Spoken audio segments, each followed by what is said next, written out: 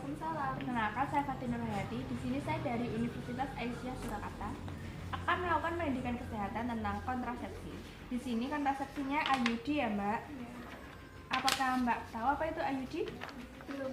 IUD adalah suatu alat kontrasepsi yang pemasangannya dilakukan dengan cara memasukkan alat berbentuk T ke dalam rahim. KB spiral merupakan alat kontrasepsi yang efektif dan aman. Jenis-jenis KB spiral itu yang pertama KB spiral inert seperti Lippes loop dan Chinese ring. Yang kedua KB spiral yang mengandung tembaga seperti CUT380A, CUT200C, Novate dan CUT380A. Yang ketiga KB spiral yang mengandung hormon progesteron seperti progestasone dan levonorgestrel seperti levonol.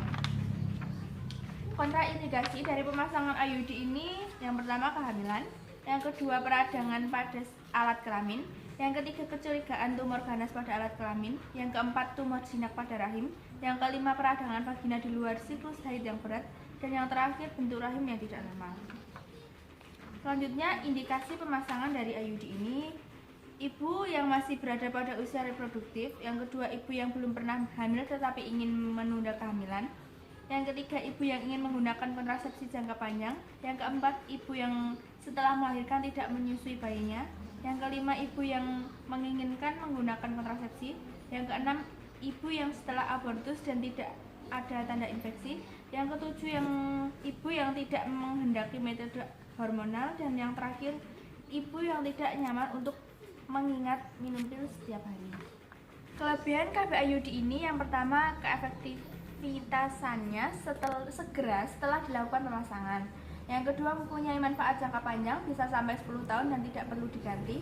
Yang ketiga sangat efektif karena tidak harus mengingat-ingat minum pil setiap hari. Yang keempat tidak berpengaruh terhadap kualitas dan volume ASI. Yang kelima tidak mempunyai efek samping hormonal karena mengandung bahan tembaga. Yang keenam tidak memiliki interaksi dengan obat-obatan. Yang ketujuh dapat langsung dipasang setelah melahirkan atau sesudah abortus apabila tidak ada tanda infeksi. Dan yang terakhir dapat digunakan sampai menopause 1 tahun atau lebih setelah haid terakhir. Kekurangan dari KB IUD ini yang pertama memerlukan prosedur medis termasuk pemeriksaan pelvis. Yang kedua tidak dapat memberikan pencegahan terhadap IMS. Yang ketiga tidak baik digunakan pada perempuan dengan IMS. Yang keempat tidak baik digunakan pada perempuan yang sering berganti pasangan. Yang kelima tidak dapat melakukan pelepasan KB spiral sendiri. Dan yang terakhir harus memeriksakan posisi benang KB spiral dari waktu ke waktu. Efek samping dari KB IUD ini yang pertama perubahan pada siklus haid yang lebih lama dan banyak.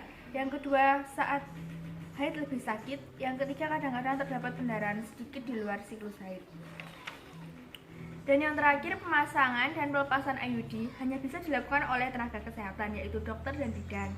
KB IUD bisa dipasangkan 40 jam setelah persalinan. Jika terlambat seringkali dokter menyarankan untuk memasang IUD mulai 6-8 minggu setelah persalinan.